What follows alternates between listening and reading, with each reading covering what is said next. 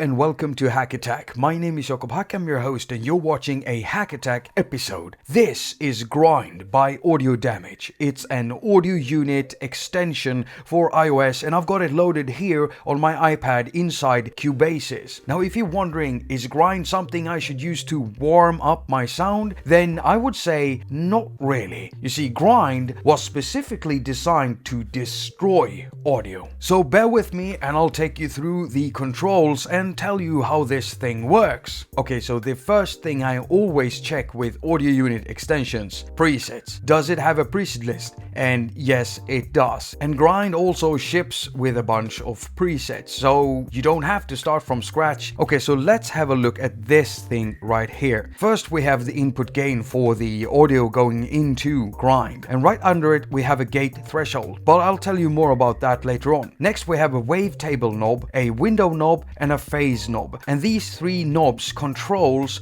the shape of the wave shaper. Okay, so the wavetable knob shifts between the different waveforms contained within Grind, and there are 15 of them. The window knob controls how much of the wave is used. As you can see here, it's almost like zooming in to a waveform. And the phase knob decides the starting point of the wave. And I'll show you what this sounds like. Right up here, I've got an instance of Jim Audio's Poison 202. And on it, I've got a Grind module loaded. And I've got a simple bass line here. It's just some MIDI notes and it sounds like this.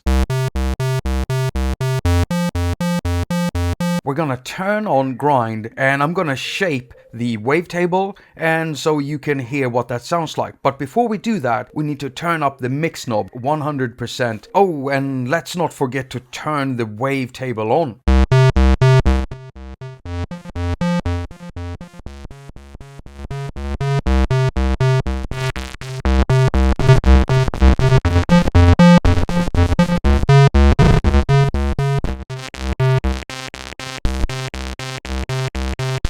Now, one thing that I did notice was that it does take a little bit of time before you learn how it sounds and how to turn the knobs to get the type of sounds you need. It's almost like working with a synthesizer. So Grind definitely requires that you sit down with it and experiment with it. But that's also the fun thing with it. Let's have a look at the gate threshold. It will only allow audio to pass through when the level passes over the threshold.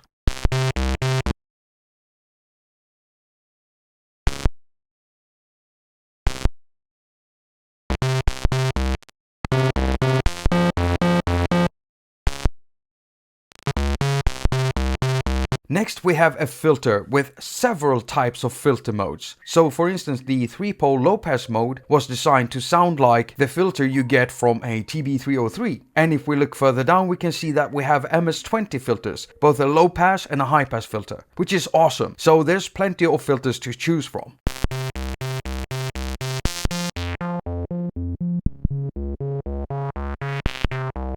And the filter can also be modulated with an LFO, and the LFO can be synced to the tempo of the DAW you're working with. You can add modulation to the frequency knob of the filter with this mini fader right here.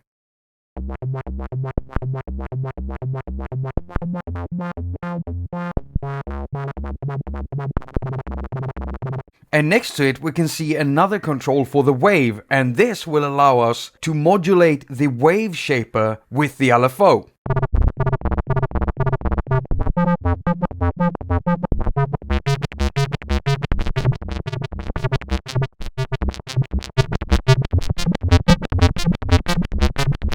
And that's a function I really do love. Now there is actually a second stage to the wave shaper distortion unit, and that's the algorithm distortion. It's based on math. I read that in the manual. I have no idea how it works, but it's an algorithm that adds distortion, and so it has several different modes. You control the amount of the algorithm right here, and you can turn it off or on right there.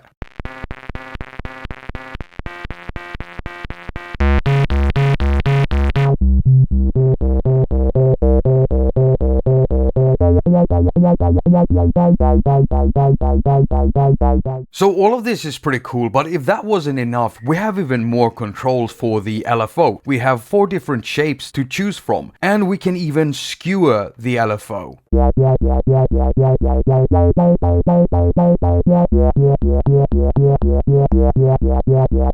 And last out in the signal chain, we have the output level and mix.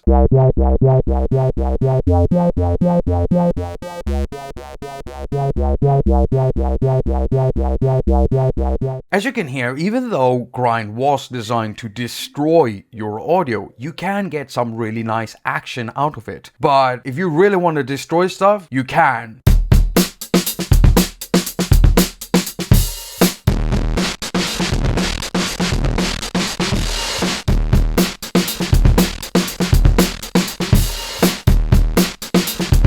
Yeah, that sounds absolutely lovely. As you can hear, it's very easy to add some grit into your sound using Grind. Oh, and before I forget, Grind also allows for double tapping to reset controls. So there you go, that's Grind by Audio Damage. It's a cool distortion module and it differs from other types of distortion modules. You can really get some cool action out of it thanks to the modulation possibilities. And the way that the wavetable thing works, it makes it very interesting for exploring. I recommend you try out this app. You can find an app link down in the description. Thank you so much for watching. All comments and ratings are very much appreciated. I've also got a Patreon page, so if you want to support creativity and good content here on YouTube, if you find value in the videos that I produce, then why not sign up on Patreon? Now, if that isn't your cup of tea, I've also got a PayPal me link, so you can do a one-off donation if you'd rather do that. Now, if you don't want to do Patreon or PayPal, then you can always share my videos, press the thumbs up, and if you subscribe, don't forget to press in that little bell thing, because that way you'll get notified every time I upload a new video. I was supposed to hit poison there. Okay. As usual, I wish you a very productive week. Now go finger all of your stuff and have a lot of fun doing it.